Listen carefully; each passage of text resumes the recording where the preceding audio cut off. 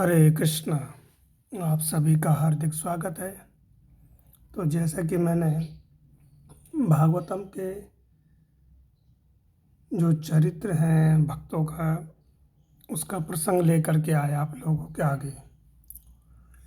और मैंने प्रथम जो भक्त हैं या चरित्र है वो सुनाया परीक्षित महाराज का, कि परीक्षित महाराज अपना सब कुछ त्याग करके गंगा जी के किनारे बैठे हैं।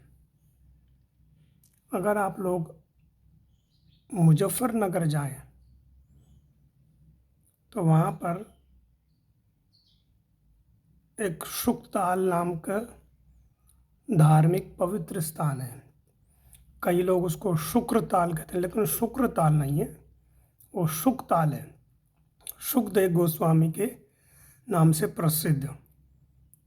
वहाँ पर गंगा जी का वो तीर है जहाँ पर परीक्षित महाराज बैठे थे,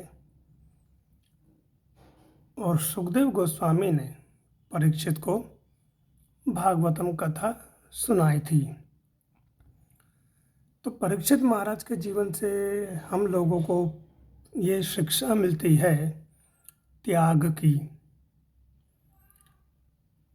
क्योंकि हम लोगों को तो ये पता नहीं है कि हमारे जीवन में कब अंत होने वाला है, परंतु परीक्षित महाराज के माध्यम से ये हमें ज्ञान शिक्षा मिलती है कि हमें निरंतर सातों दिन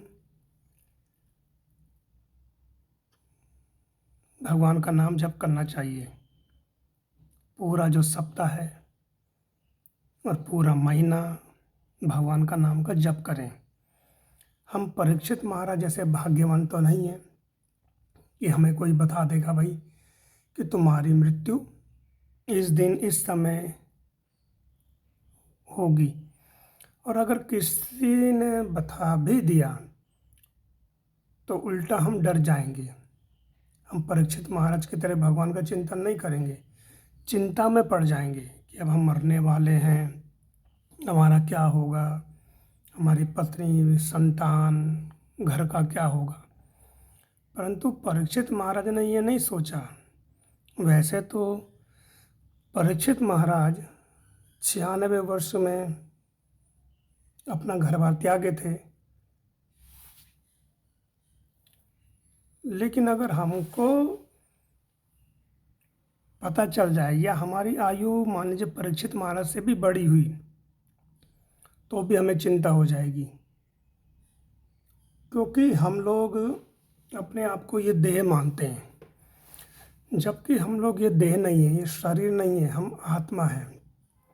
जिस तरह से हम लोगों ने शरीर को ढकने के लिए वस्त्र पहने हैं, उसी तरह से आत्मा का एक आवरण है ये शरीर, देह। एक शरीर होता है, एक सूक्ष्म शरीर होता है, उसके बाद जीवात्मा होती है। प्राय बहुत कम लोगों को ये पता है।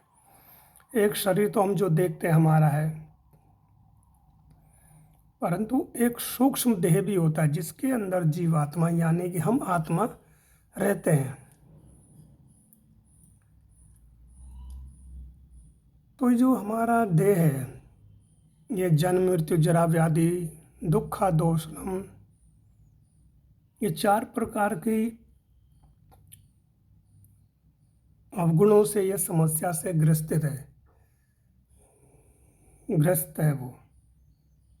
जन्म मृत्यु, जन्म लेना, और जिस दिन जीवात्मा की इस भौतिक धराधाम पर जन्म हो जाता है, उसके पीछे पीछे उसकी मृत्यु भी आ जाती है। हम और देखें कि ये शरीर हम कितनी बार बदलते हैं इसी जीवन में, इसी जन्म में मैंने कितनी बार शरीर बदल दिया। हम 5 वर्ष के थे तो अब हमारा 5 वर्ष का वह देह कहाँ चला गया। आयु बढ़ी, 15 के हुए, 20 के हुए, 25 के हुए, 50 के हुए, तो 25 या 30 वर्षीय देह कहाँ चला गया। यानी कि वो देह बदल गया, है ना। हम वृद्धावस्था को प्राप्त हो रहे हैं या वृद्धावस्था आ गई, तो युवा अवस्था बाल्य अवस्था वाला वो देह कहाँ चला गया? कभी हमने क्या चिंतन किया? हमें 24 घंटे में से कम 5 मिनट एकांत में निकालने चाहिए। एकांत में बैठें, सोचें कि मैं कौन हूँ, मैं कहाँ से आया हूँ और कहाँ मुझे जाना है। क्योंकि ये भौतिक संसार, ये पृथ्वी तो हमारा घर नहीं है। अगर ये संसार हमारा घर होता तो फिर हम देह त्यागते क्यों? बस जैसे हम अपने व्यवसाय पे जाते हैं, जीविका उपार्जन करने के लिए जाते हैं, नौकरी करते हैं, तो संध्या समय में अपने घर वापस आते हैं। उसी कार्यालय में तो नहीं रहते, अपने घर आते हैं। तो उसी तरह से ये जो भौतिक संसार है, ये हमारा घर नहीं है और इसको त्यागना ही पड़ेगा, चाहे कोई ज्ञानी हो या अज्ञानी हो, चाहे बहुत बड़ा बलशाली हो या दुर्बल हो, बहुत बड़ा धनी हो या निर्धन हो, बहुत बड़ा सौंदर्यवान हो या कुरूप हो, सबको देह त्यागना ही पड़ेगा। और ये भौतिक संसार दुखालम शाश्वतम, भगवान ने कहा है दुख का घर है ये। यहाँ सुख है ही नहीं, लेकिन हमें लगता है कि यहाँ सुख है।